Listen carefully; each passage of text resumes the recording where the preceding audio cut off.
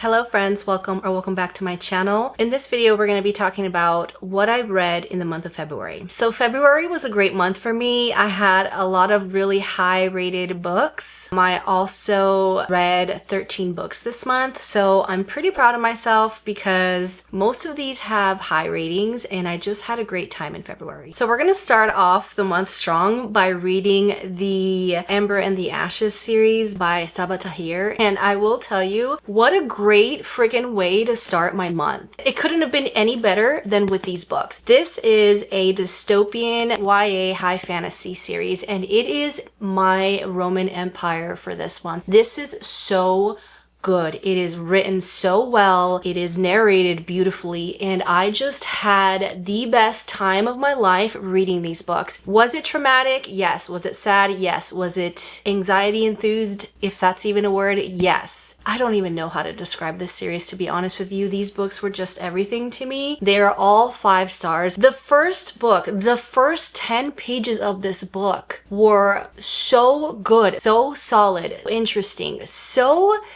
gut-wrenching. Like, I was barely introduced to the characters in the first 10 pages and I was immediately hooked. Immediately, okay? And I'm not going to say much about this series because I kind of just want you to go in it blind. But if you've been sleeping on this series, what are you doing? You need to pick it up, drop everything you're doing and pick this up because this is so good. The only thing I will say is that this is a story that follows an orphan girl who is just fighting for her family and a military boy who is fighting for his freedom. And that's basically all I'm gonna say. This has heartbreak, tragedy, devastation, betrayal. One of the main characters in here who, I forget her name. Her name is Karis, who is the commandant in this story. She is one of the villains in these books. You know who she reminds me of?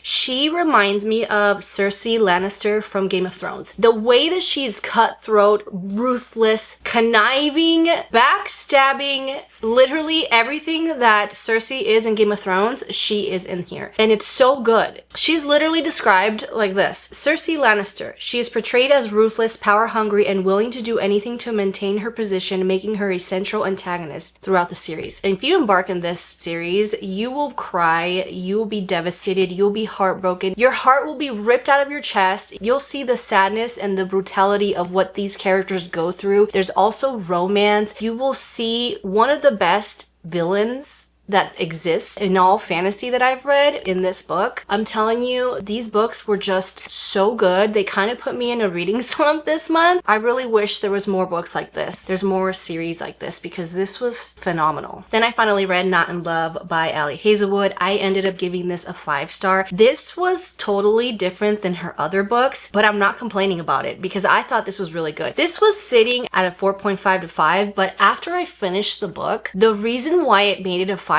for me was because of the MMC. The way that Eli shows his affection and his obsession with our FMC Rue is just so good. Everybody wants a man like this, okay? Like, let me just tell you, he is up here in one of the book boyfriends just because of his obsession with her, how he expresses it.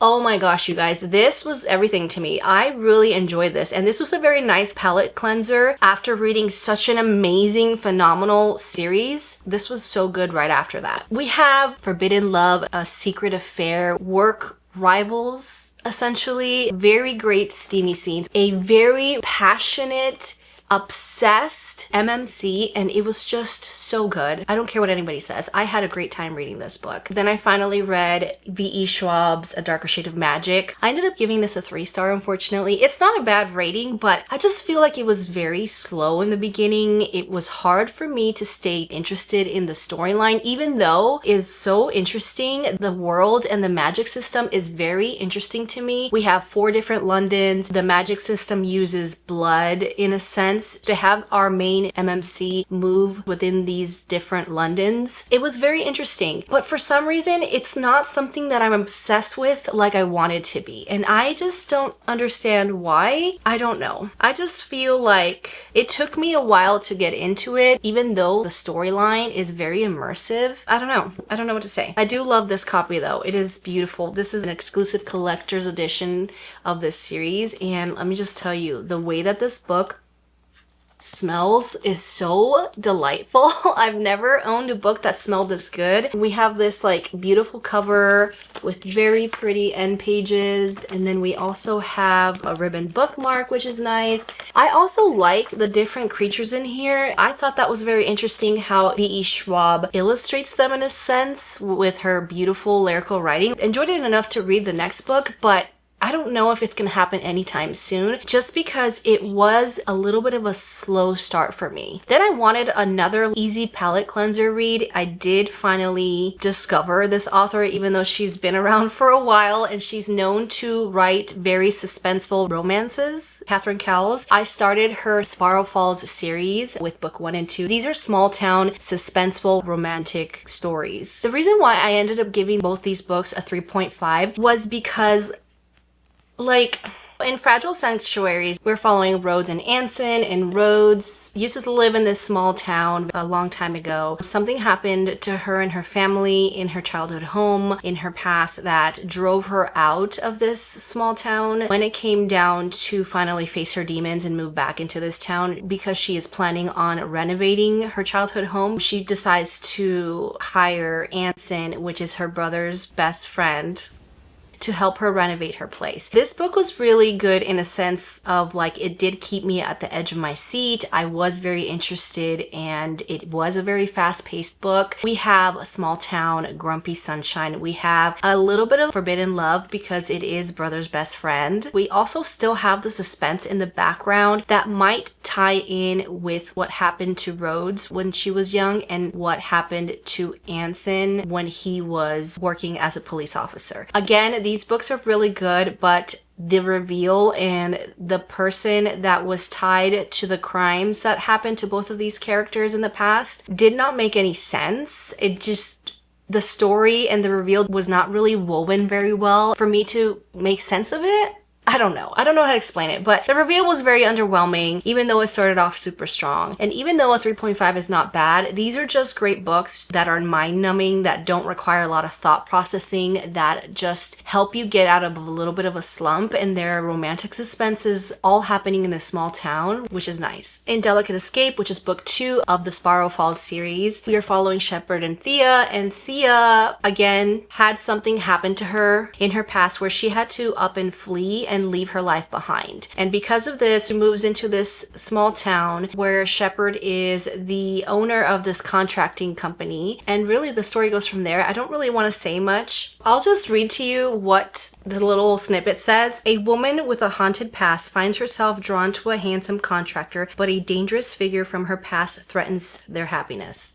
That's pretty much it. Another 3.5, again, had me interested throughout the entire book. The romance was good, but the reveals to these books so far have been very underwhelming to me. What's very good about her books is that they're very suspenseful. They do keep you on the edge of your seat. They did keep me entertained, but when it came down to the reveal of this one, I was just like, to me, it didn't make any sense. To me, it was like, really, this is what's happening. It didn't really connect, and it didn't tie in all the pieces together, considering who was doing this. Because we find Thea, she is dealing with her demons and what happened in her past, and at the same time, she's getting stalked and she's getting threats. The person that was revealed in this book at the end, to me, was so underwhelming because, again, it did not make any sense. Then I read my favorite book out of the entire month, First Time Caller by B.K. Borison. This is the first book in a series where the books are inspired by Sleepless in Seattle, which is this one, When Sally Met Harry, and there's another one too. This is described as a cozy contemporary romance. This was so good. You would think that it would be sweet, not very serious. Everything about this book was just pure perfection, romantic.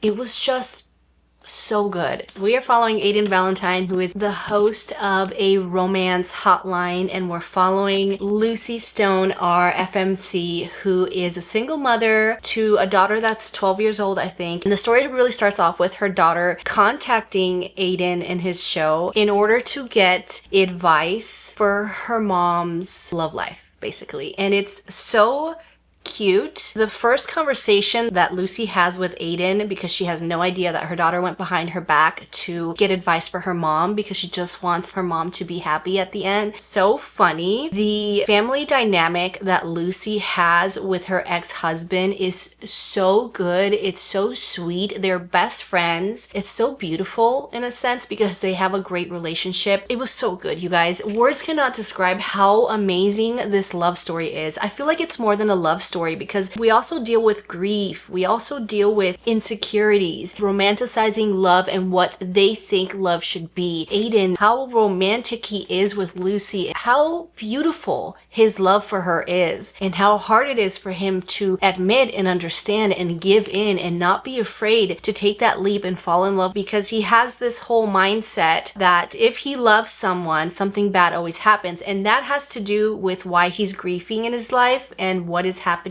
with his family for him to act this way. But you guys, this is just so beautiful. We have Lucy who just wants to fall in love and find that person. At the end of the day, that perfect person, her person, is right in front of her. And it's just so beautiful. This was so beautiful. I feel like I want to reread this soon because the feelings and the emotions and the happiness and the sadness and everything that I felt for this book was just utterly perfection to me. That's really all I can say. And it was so romantic. So romantic. The audiobook was good. Both narrators were exceptional. I love that Lucy's a single mom. I love how sweet her daughter is. The dynamic that Lucy has with her ex-husband is just utterly unlike anything I've ever seen or read about, and it's just so healthy and beautiful and just everything, you guys. It's so everything. It was so good. Finally read one of the books in my 25 books of 2025. Pat on the back for me because it's the first book I read this year in that category. But anyways, I started Trail of the Sun Queen by Nisha J. Tooley, the first book in the Artifacts of the Aurora series, and it was good. I gave this one a 5-star. I was in a little slump again after reading First Time Caller, and I needed something to just intrigue me, help me get back on my feet, you know, and this did it for me. This was fun. This first book is kind of a bachelor-esque themed type of story where we're following 10 women having to go through these deadly trials in order to be the next Sun Queen and marry the Sun King. This was good. The banter between the FMC and the MMC is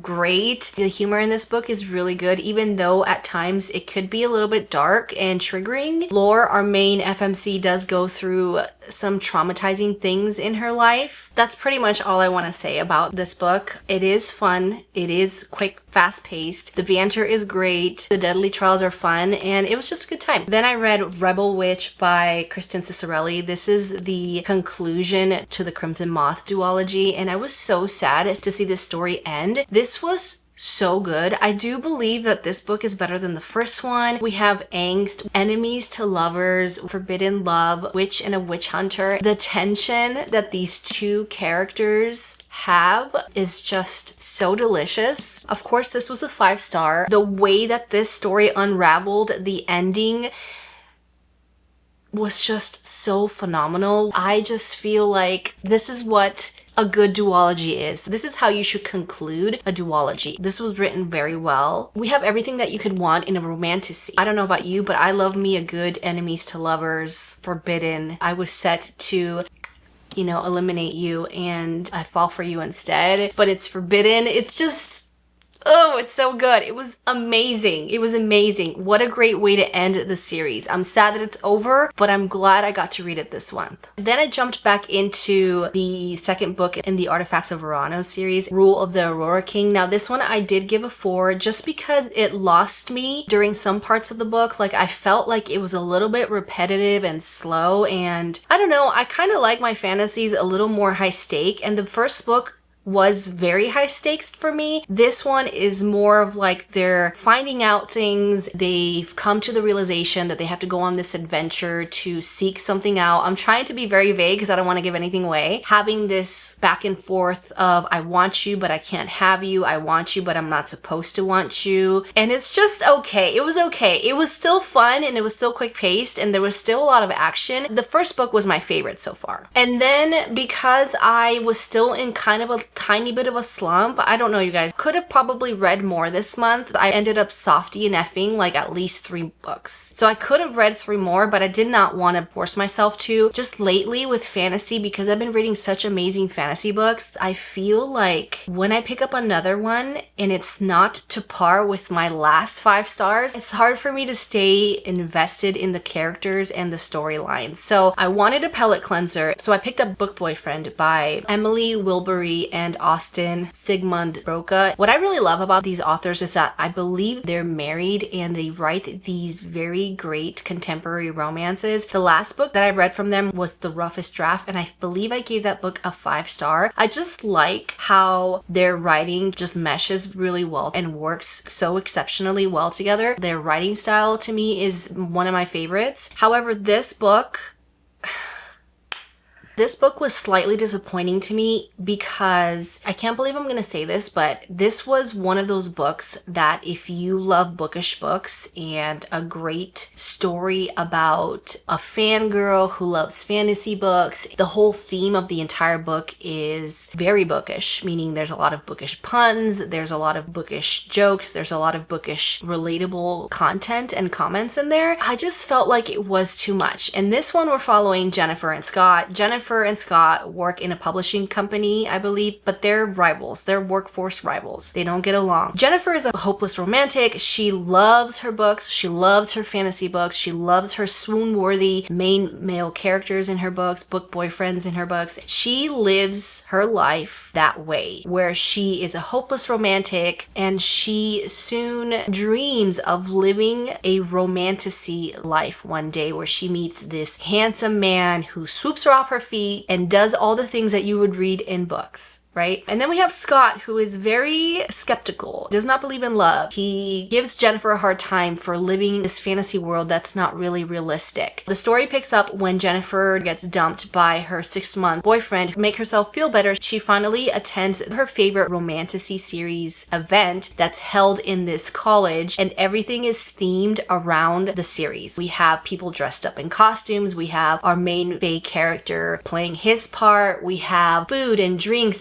inspired by the books, which is so amazing to think about because that is like every bookish girl's dream, especially if you're a fan of that series. You go to this event where everybody's dressed up and playing the part, and you have the foods based on the books, and then you do the events, 10 seminars based on the books, and it's just a girl's dream, okay? Again, this book had all of that. I felt a little bit detached from the story when every other line was a bookish pun, a bookish joke, a bookish reference. It was just too much. It was too much, and I was getting annoyed with it. As far as the romance between Scott and Jennifer, I gotta give props to the authors because it was really good. It was really sweet, and at times it was romantic. Here we have Scott, a non-believer of fantasy romance, of this type of swoon-worthy romance, who is trying to impress Jennifer by competing in these like little trials that they have in order to win a date with the Fae Prince. And so he's trying to win this date so that he can get advice on how to romanticize this type of romance, you know, how to learn how to speak to women a certain way. And so essentially, you know, towards the beginning of the book, when you find him in this event, you know that he is doing this because he does want to fall in love, but he has no idea that he's gonna fall in love with Jennifer. Like, it was good, but again, there was just too many forced dialogue in there. I was over it. It's so disappointing because this was one of my 5-star predictions of the month. I really wanted to love this book, and it started off so strong, so fun. I feel like I was immersed into this fantasy world with Jennifer and living her fantasy dream with all her bookish characters, but it was just a bit much for me.